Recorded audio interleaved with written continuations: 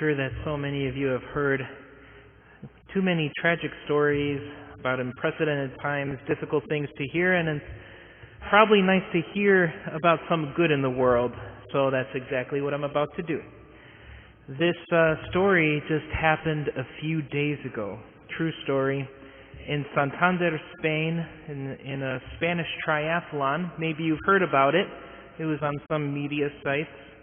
In this triathlon, there was this British athlete named James Teagle, and he was close to placing third place.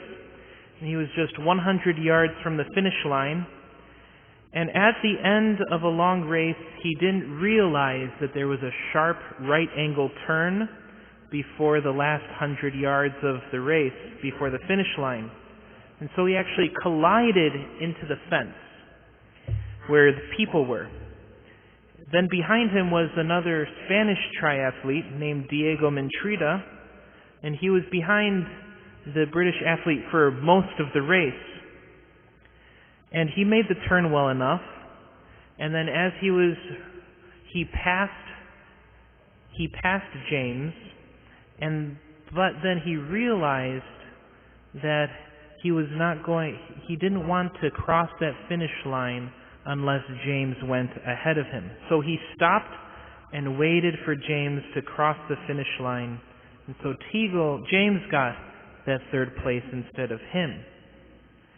After the race, Diego said in an interview that he deserved it.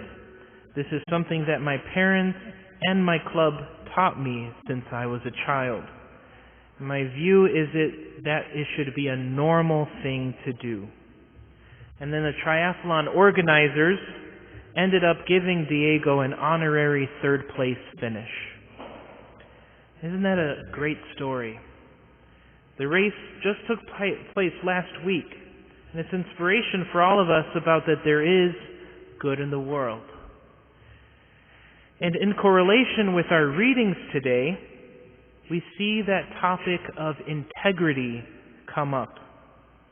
The second son told his father, yes, enthusiastically, I will go work in the vineyard, but then decided that other things were worth more of his time.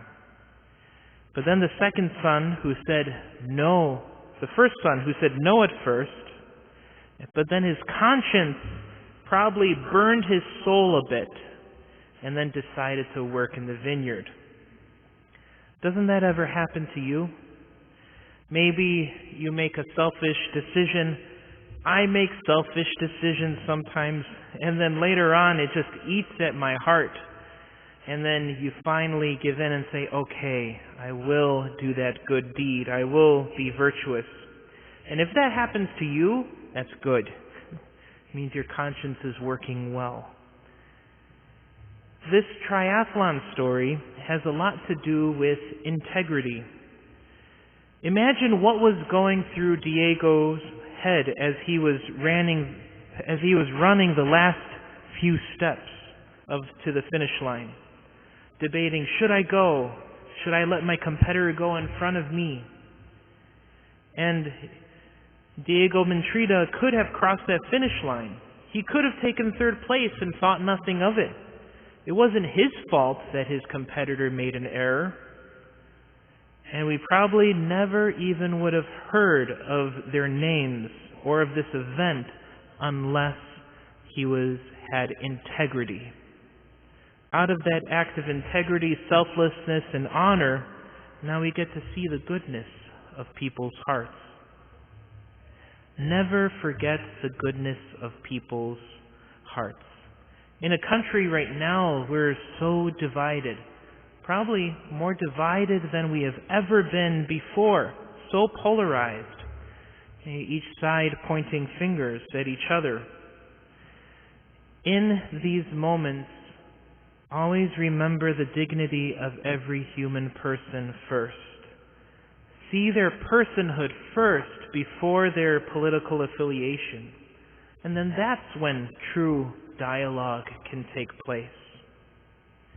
This may seem like a very simple homily, but over the past couple months, I have heard people say over and over again that it is even hard to have a conversation with people at the store or people in your own family, and that it seems like we're walking on eggshells just having a simple conversation with someone else. Whatever circumstances you find yourself in, ask God for His grace to be able to see the personhood of everyone first. There is something to be said in that all that we needed to learn about life we learned in kindergarten. How to be nice and how to share with others. And I know that's easier said than done, but as Catholic Christians living in this world today, we are called to be saints, to rise above the grittiness and the difficulties of the world that we face. We're called to live out truth and integrity, but always extend that truth with love and charity.